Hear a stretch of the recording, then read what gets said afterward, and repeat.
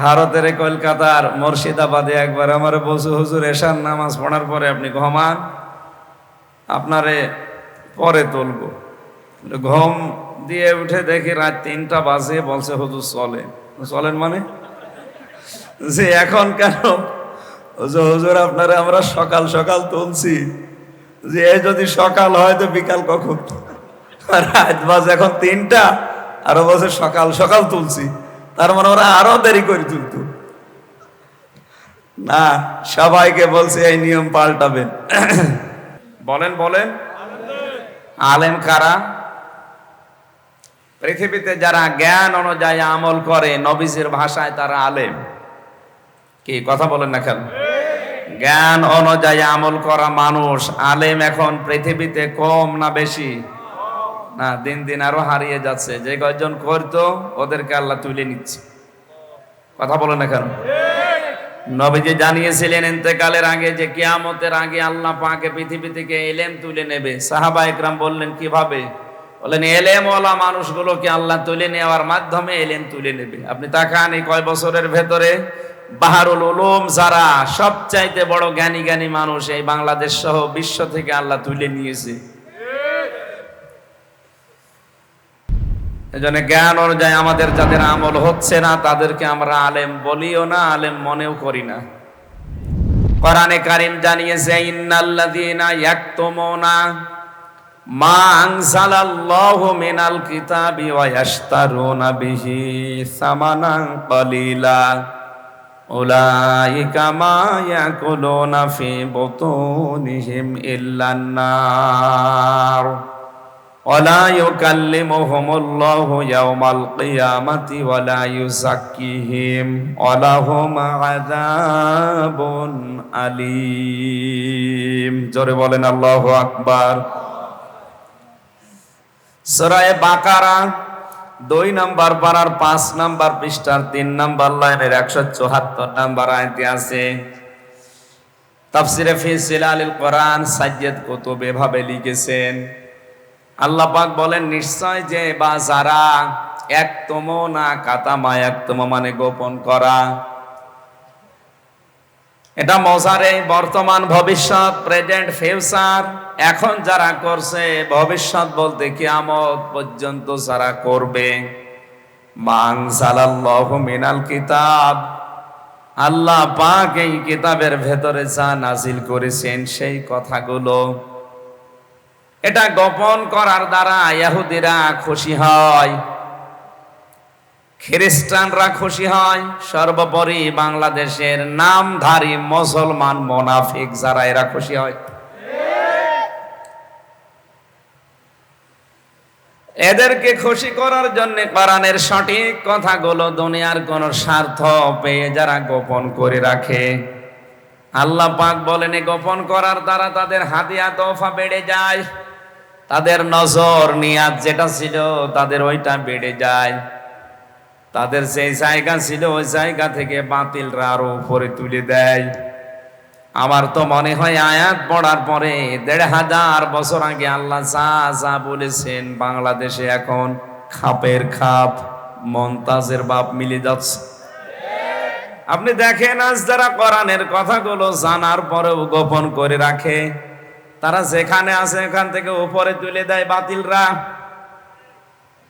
জেলা শহরের মসজিদে যদি ইমাম থাকে, যে ইমাম কোরআনের যত কথা গোপন করতে পারছে তাদেরকে আজ তত বড় জায়গায় দেওয়া হচ্ছে।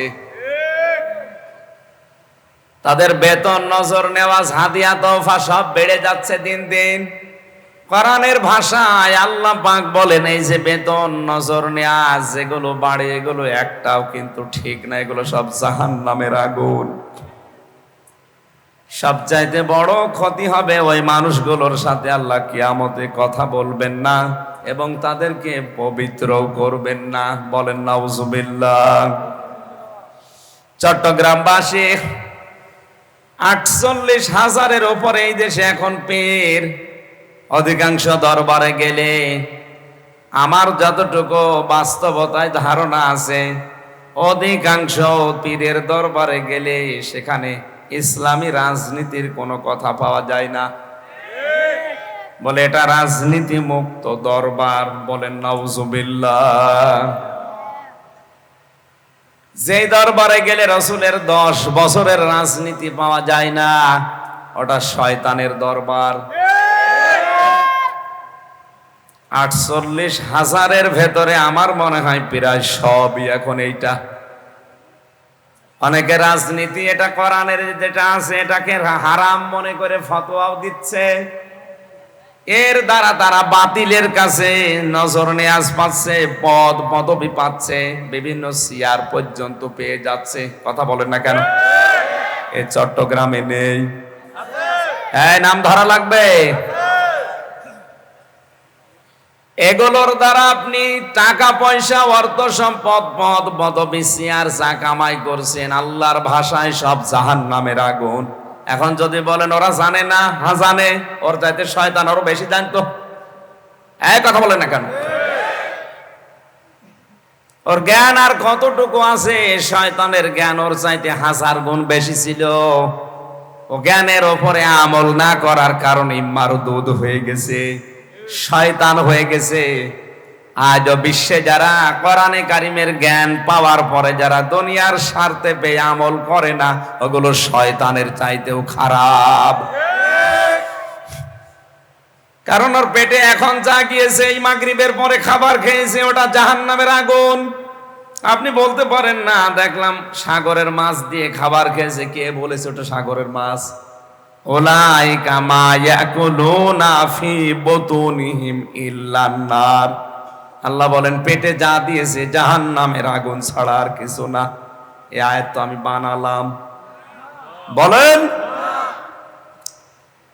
আপনি যদি এই কথা শোনার পরে যদি আপনাকে শত্রু মনে করেন, আমাকে না, আপনাকে আমি বাঁচার জন্য বললাম। শয়তান আপনাকে দখল করে ফেলেছে, আপনি টের পাচ্ছেন না। আপনি এখন ফিরে আসেন, ঘর যখন কেটে যাবে তখন টের পাবেন। অধ্যাপক মঞ্জু সাহেব এখন যদি বাড়িতে যাওয়ার পরে ওনার স্ত্রী ওনারে গালি দেয়, শুয়োরের বাচ্চা, আর ভালো লাগবে? এক কথা বলে না কেন? ওনার রাগ হবে না? না রাগ হবে মানে না, রাগ হবে না। ওনার যদি জ্ঞান থাকে, উনি চিন্তা করবে আমার শিক্ষিতা বউ, ধার্মিক বউ, ভালো বংশের মেয়ে, কোনদিন আমার মুখের ওপরে চোখ তুলে কথা বলে না। আর আজকে সালাম দেওয়ার পরে আমারে কুকুরের বাচ্চা, শুকুরের বাচ্চা বলে গালি দিচ্ছে। অবশ্যই আমার বউরে ভূতে ধরেছে। কিসে ধরেছে? এরে জিনে ধরেছে, ভূতে ধরেছে, পরিতে ধরেছে। তাছাড়া স্বাভাবিক থাকলে তো আমারে গালি দেওয়ার কথা না। কোরআনের কথা শোনার পরে যার চরিত্রের সাথে মিলে যায়। এখন যদি লোকটা আল্লাহর উপরে রাগ না করে হামজার উপরে রাগ করে, বুঝতে হবে ওর স্বাভাবিক নেই, ওরে শয়তান দখল করে ফেলেছে।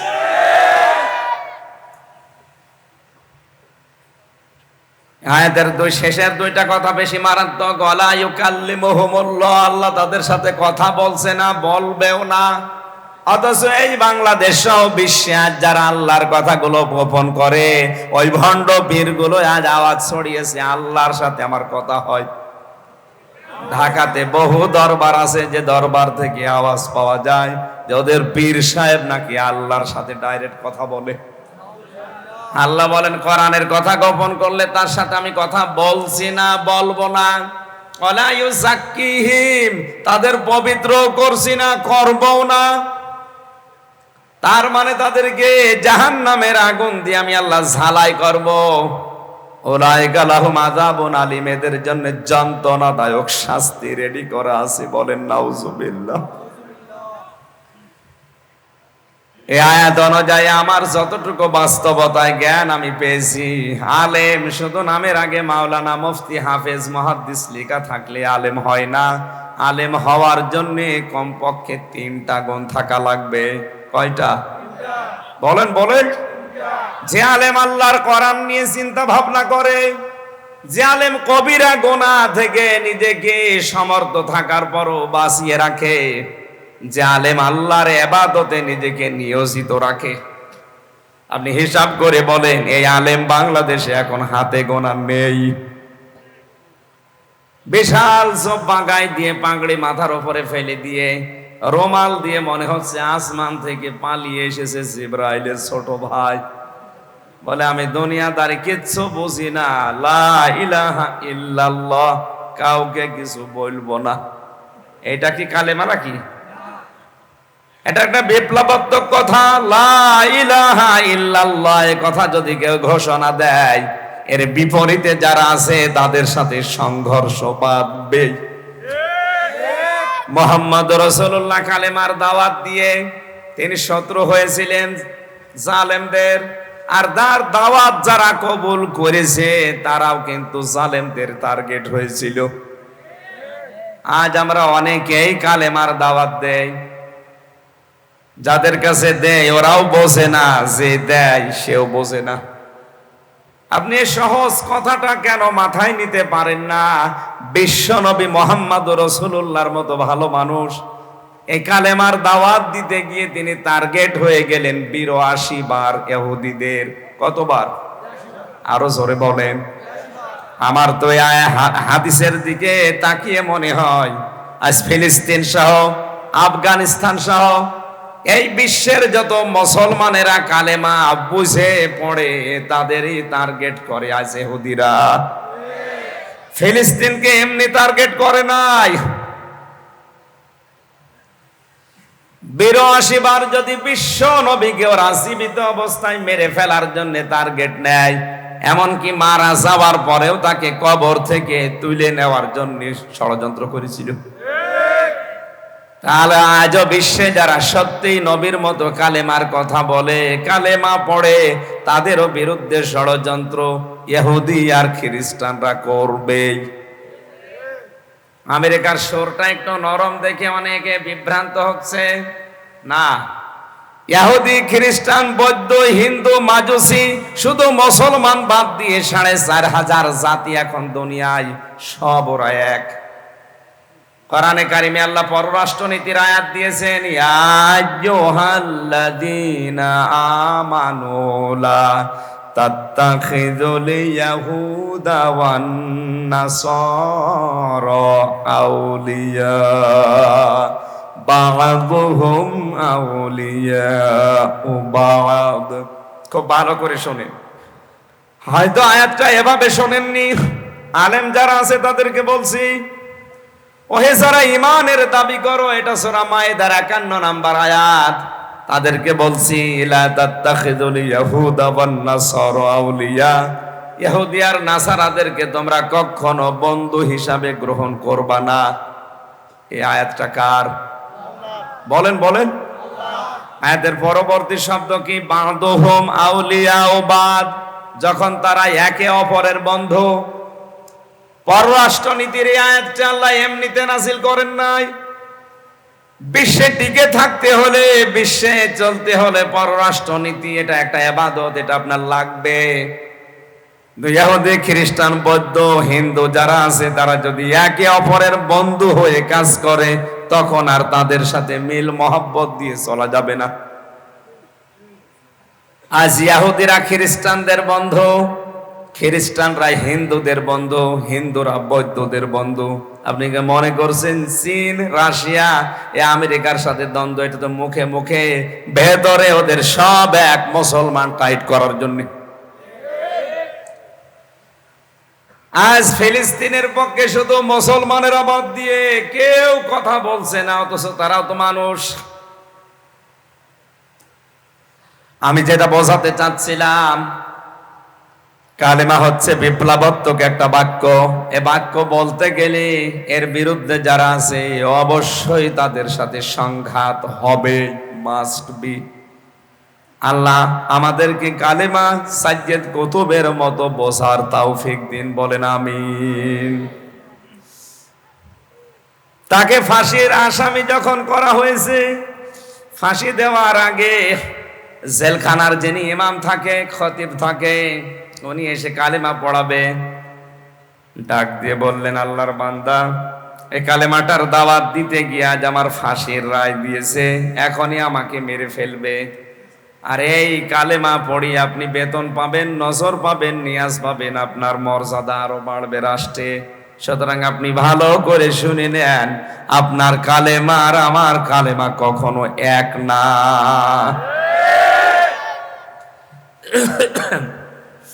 এজন্য আমি শেষে আলেমের মর্যাদা কামনা করি না, আমি আলেমদের মর্যাদা কামনা করি। ওই আলেম যে আলেমদেরকে ইমাম তাইমিয়া রহমতুল্লাহ আলাইহি জানিয়েছেন তিনটা জায়গায় পাওয়া যায়। এক নম্বরে মাটির নিচে, দুই নম্বরে জিহাদের ময়দানে, তিন নম্বরে জালেমের জেলখানায়। আল্লাহ আলেমদের মর্যাদা তুমি সত্যিই বাড়িয়ে দাও, হক্কানি আলেমদের, বলেন আমিন। দরুদ আর সালাম পড়ছি আমাদের নবী মুহাম্মদ রাসূলুল্লাহ সাল্লাল্লাহু আলাইহি ওয়াসাল্লামের প্রতি। আমার আজকের তেলাওয়াতকৃত আয়াত সূরা আলে ইমরানের 14 নম্বর আয়াত।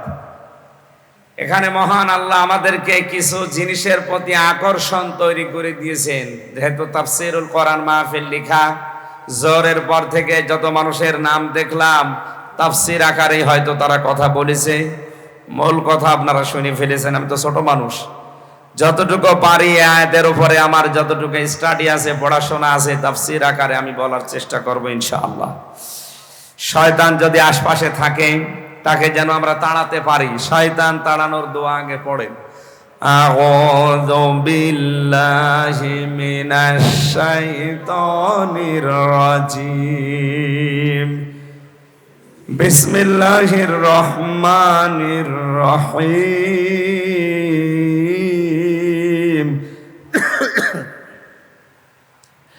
যুয়্যিনা লিন-নাসি হুব্বুশ শাহাওয়াতি মিনান নিসাই ওয়াল বানিন ইলা আখিরি আয়াত।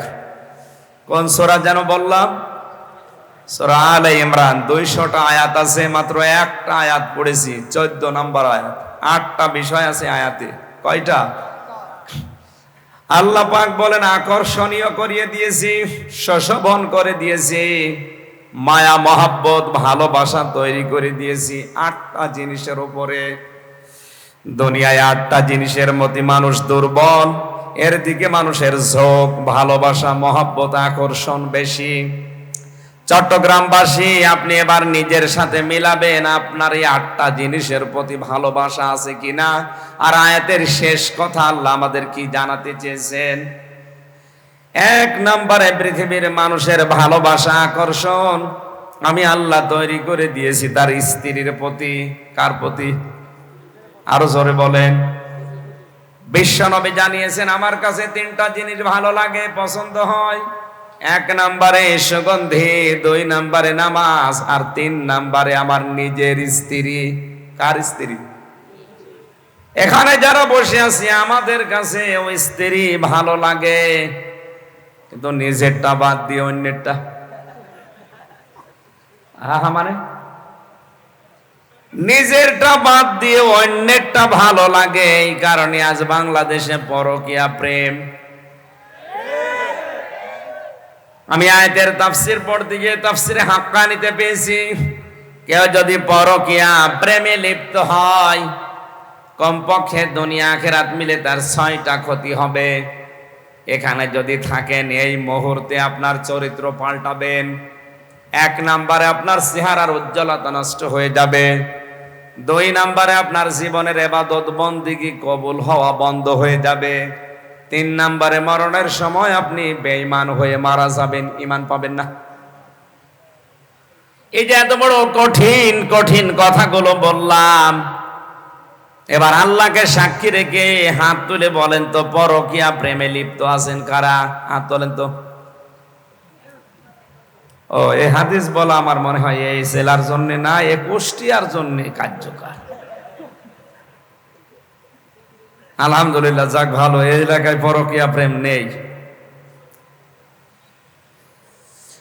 যদি কেউ এরকম চরিত্রে থাকেন, আপনি কি মনে করেন আমি বুঝি না? নিজের স্ত্রী বাদ দিয়ে অন্যের স্ত্রীর সাথে হোক, অন্যের মেয়ে লোকের সাথে যে লাইন আপনি লাগিয়েছেন, কোন কারণে লাগান বলেন তো? যে মেয়ে লোকের সাথে লাইন করলেন ওর ভেতরে যা আছে আপনার স্ত্রীর ভেতরে তার সম্পদ। 4 নম্বরে দেখা লাগবে আল্লাহওয়ালা, দিনদারিত্ব। অথচ আজকে বাংলাদেশ সহ অধিকাংশ মুসলিম দেশে মুসলমানদের বিয়ে শুরু হয় হারাম কাজ দিয়ে। মেয়ে দেখতে যাচ্ছে ছেলের দোলা ভাই আর বাবা, যে বিয়ে করবে যে ছাড়া দোলা ভাই আর বাবার জন্য দেখা ওই মেয়েকে জায়েজ আছে? আরো আসতে বলেন। অনেক জায়গায় দেখা যায় দোলা ভাই আর বাবা মিলে দেখতে গেছে, বাবার পছন্দ হয়ে গেছে, ছেলে বাদ